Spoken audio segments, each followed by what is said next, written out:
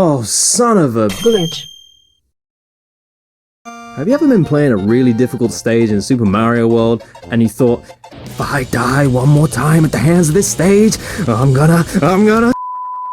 Well, fear not. There's a way to get through moments just like these. A glitch was discovered that puts the power of the gods in your hand, or more specifically, this orb. Funnily enough, it's known as the orb glitch, and today I'm going to show y'all how to do it. First of all, before you even attempt this awesome glitch, you're going to need two things. You're going to need Yoshi, and you're going to need a Fire Mario. Yoshi you get from Yoshi Island 2, and Fire Mario you get from Yoshi Island 1. Then you gotta get through Yoshi Island 1 till you get to this pipe. Now I find that this method I'm about to go through works great in getting this glitch consistent. You wait until the piranha plant goes back into the pipe, or you can kill it. Then you jump up on the pipe and have Yoshi stand about here. It's not an exact point on the pipe, but around here should be fine. Notice the chuck to the right. This is important. The next part is the tricky part.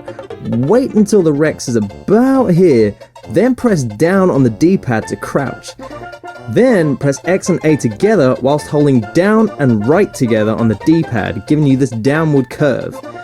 A and X together makes Mario jump from Yoshi while Yoshi sticks his tongue out.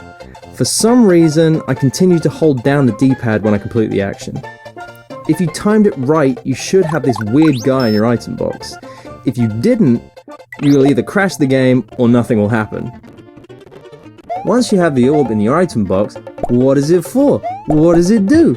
Well, ladies and gentlemen, this orb allows you to complete the stage without reaching the goal tape. It can be used in any stage at any time, but once it's used, it's obviously no longer in your items. Now, the technical aspects of this. The glitch abuses the fact that chucks erroneously have the give power up when eaten by Yoshi bit set. Thus, when you eat a chuck, you get something strange in your reserve box or a crash.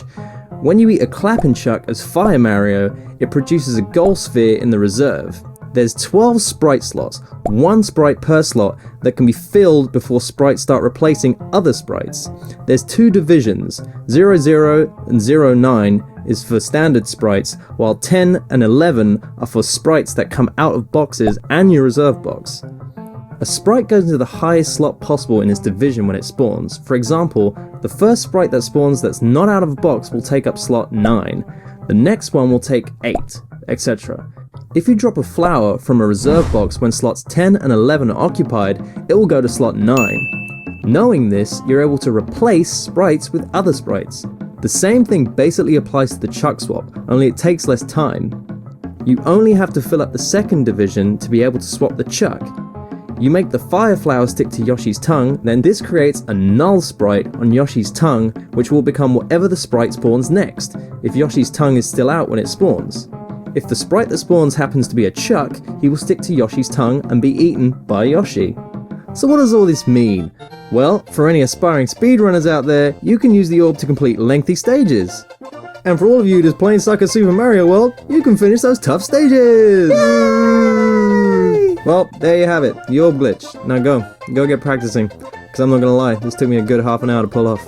And if you learned something here today, use that orb wisely. Subscribe. Do it!